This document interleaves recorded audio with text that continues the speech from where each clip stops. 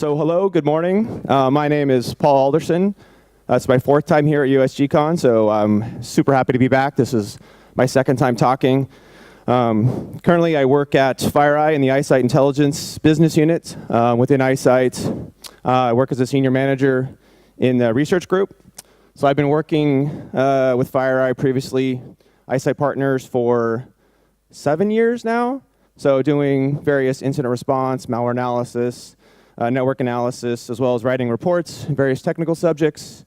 Prior to that, I had a life in sysadmin, network admin, firewall administration, degree in computer science, started with Pascal, then C, then Java.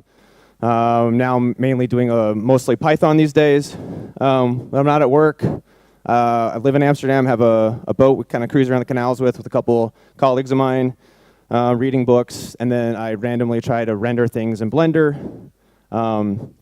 Some other things up there, but I'll leave that for your reading. So what are we talking about today? So first I'll take a minute and talk about myself. So I already did that. Then we'll run through the agenda. It's actually happening right this second. We'll go into some background around the research that we'll present. We'll talk about IPV6 leakage, the research that we did, some of the historical papers that are out there, some previous research on this stuff. We'll walk through, I have 3 war stories prepared. We'll probably only get through the first 2, depending on time.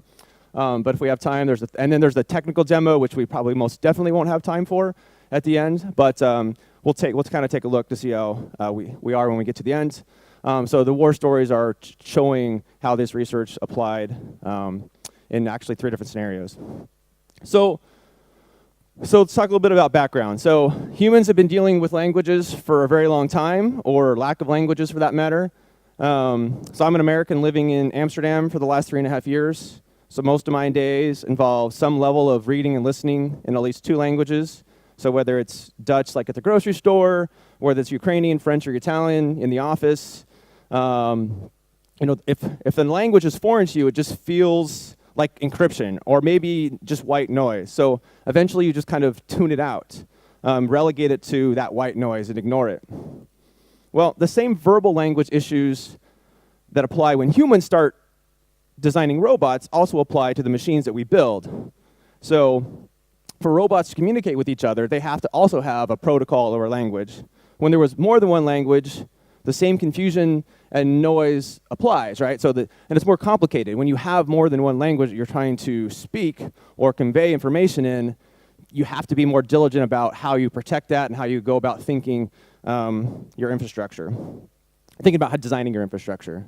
So let's talk about VPNs. So the idea behind this talk started when a colleague and I were troubleshooting some weird issues that we were seeing with our same shared personal VPN provider. We were seeing that some sites weren't properly loading, and I think he actually figured it out first, but we realized that the troubles that we were having were related to the fact that the VPN software wasn't routing or blocking or otherwise even handling IPv6 traffic. So the 4 traffic was routed via the VPN, but the 6 traffic was going out directly. So since this VPN software in many scenarios is one of the brains in the robot, its job is to properly handle multiple languages, and it simply wasn't doing it. So I kind of became curious, how pervasive this was, this white noise, this ignorance of IPv6 in the VPN space. So I set up a testing platform initially to kind of test different providers. So pretty straightforward setup. It's a vanilla Windows 10 install. I also did some testing on OS X, or Mac OS, I guess it is now, iOS. I use Cygwin and Python to run a simple testing script. Just like you might expect, it connects out to the internet, records your 4 and your 6 address. Then you connect the VPN provider, and you run it again, and it did kind of comparison mode, and it tells you if the IPv4 has changed and if IPv6 has changed. So I started doing this against different vendors. I had 15 different vendors. I tested them in 35 different configurations. And at this point, I noticed some of the vendors had configuration options what they called IPv6 leakage protection. So that's a couple screenshots from a couple different ones there. And so one can assume at this point that some of the vendors actually know about this problem. And so in theory, some of them are handling this correctly. So I started digging around on the interwebs to see what the world kind of knew about this problem. And at the time, I wasn't even exactly sure if it was related to what I was researching. So I actually found two notable sources on this topic. So the first was a research paper out of Queen Mary University and Queen Mary University of London and Sapienza University of Rome, and it was entitled A Glance Through the VPN Looking Glass. It was published in 2015. It references an RFC 7123, which was published in 2014 and includes drafts back to as early as 2012. So the core data from their paper was a systematic study of 14 different VPN providers, profiling them against 5 different data points, including IPv6 issues. So essentially, at this point, I found the data and the results of exactly what I was seeking to do myself. So I'll kind of come back to that, and I'll reference some of their work throughout the talk. But then I discovered a second source of information by a person that goes by that one privacy guy. He maintains a site containing the profiles of 181 different software solutions, and he has like 50 different data points that range from privacy, technical, security, surface, activism issues, pricing issues, ethics, jurisdictions, policies. So just one of these data points actually is my area of interest, and it was IPv6 leakage. And so according to his research, there we go. Yeah, 142, so or 70% of the solutions do not have IPv6 protection. So I reached out to him. He was actually very helpful, and I'll reference some of his work a bit later. So if your IPv6 packets aren't tunneled in the VPN, what does this mean, right? What does this mean for the day-to-day person? What are the specific and potential impacts here? To help kind of answer that, I decided to do an inventory of which major sites work on a pure 6 connection. So everything from cat pictures and videos to porno.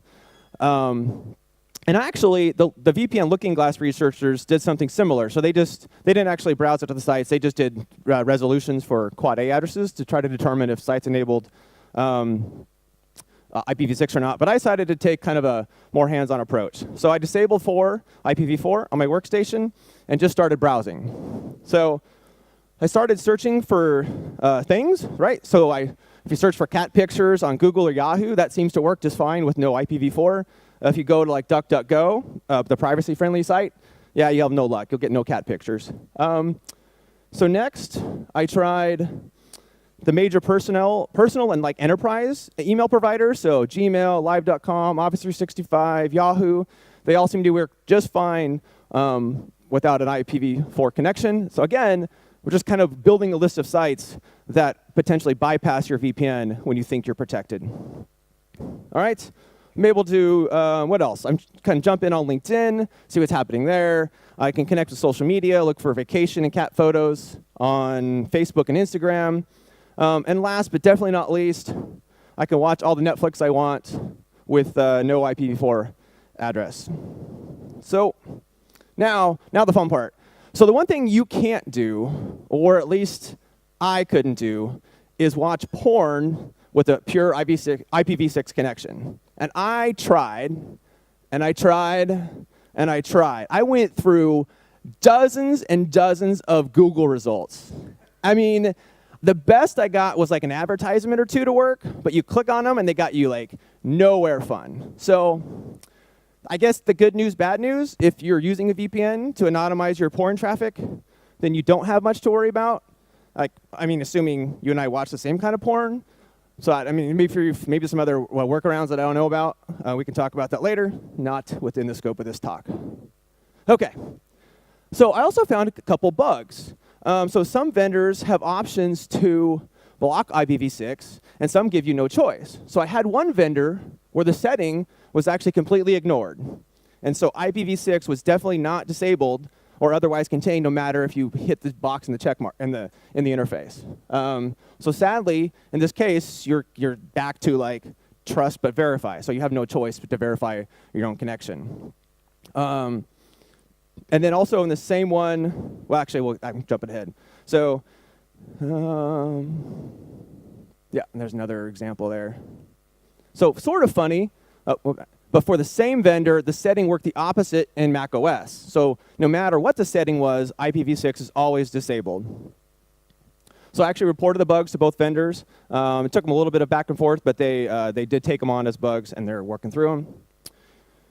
So what else is there? So alternate configurations or alternate clients. So most of the vendors offer different protocols and configurations with kind of varying trade-offs of speed and security. So I tested every connection type that would work, and I didn't find any that specifically affected the IPv6 connections, but some vendors offer alternate clients. So this is a screenshot from TorGuard. They have a native Windows and a Mac OS client, but they both, by the way, worked fine with IPv6.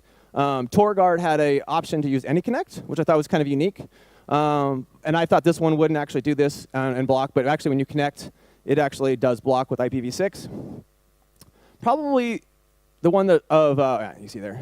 The one of the most the most concern was really OpenVPN. So everyone's used OpenVPN in this room, some type of variation of it, right? So beloved software used by thousands, if not millions of people, common client server protocol, binds all the VPNs together, open source. According to the One Privacy Guy's website, 82% of the vendors actually support or give out OpenVPN config files. So it's great, right? Well, the problem is with OpenVPN, and it's not even OpenVPN, but with the config provided by the vendor, is they don't support blocking IPv6. So if you use these configs by themselves, then you don't think about that machine or that setup or that network with the 4 and 6 traffic, you're almost guaranteed you have a problem. And so, kind of in their defense, there's not really a magical setting to block or route IPv6.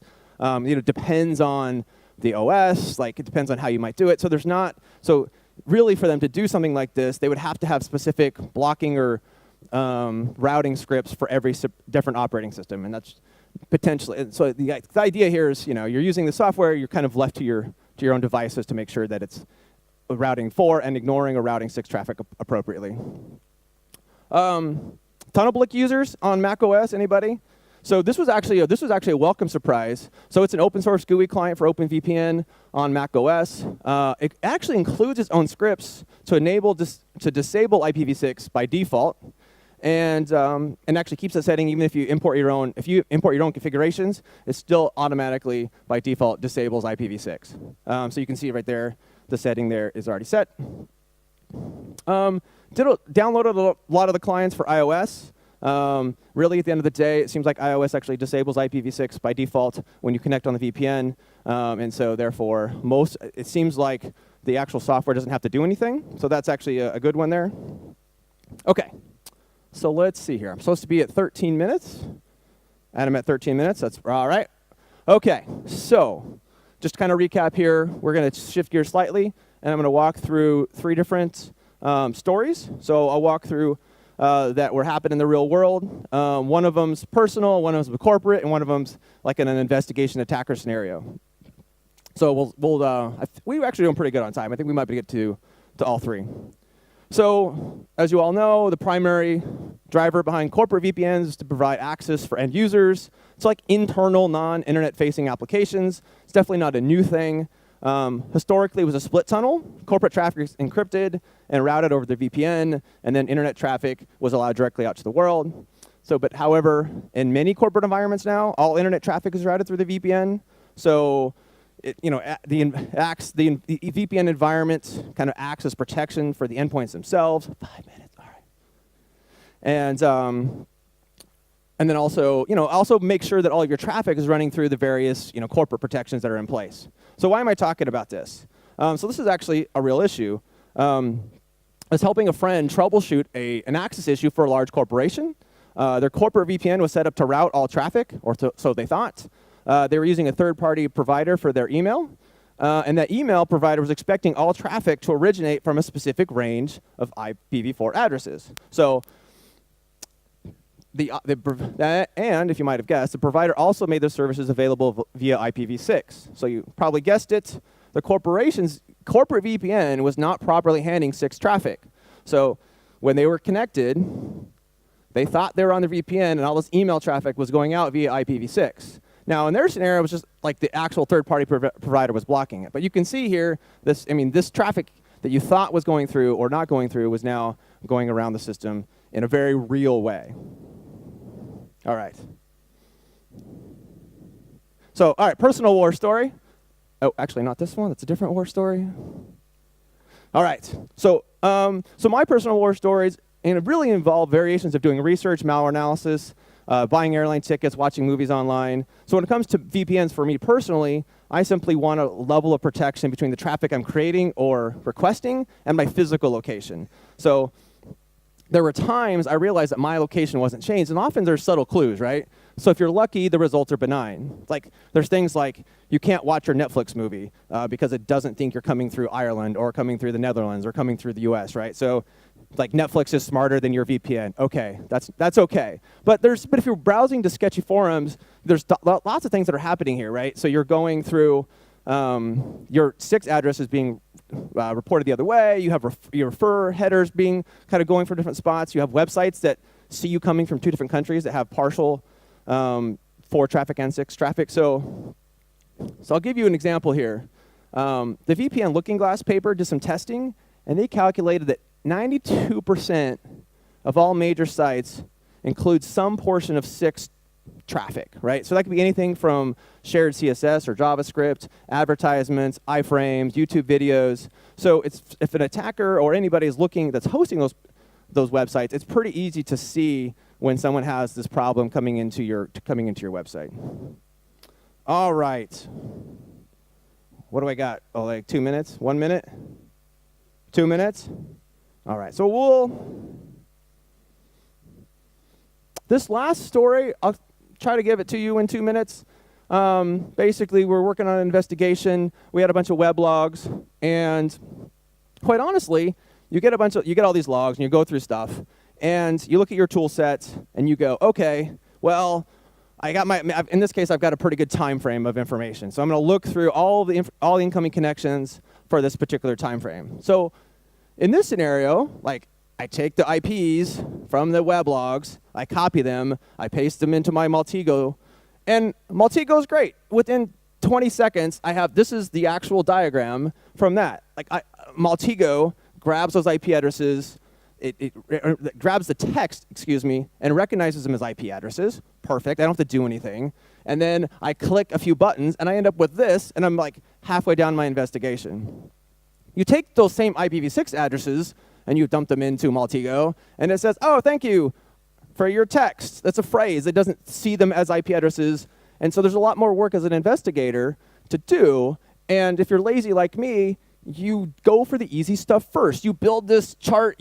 This is a lot of stuff here to investigate.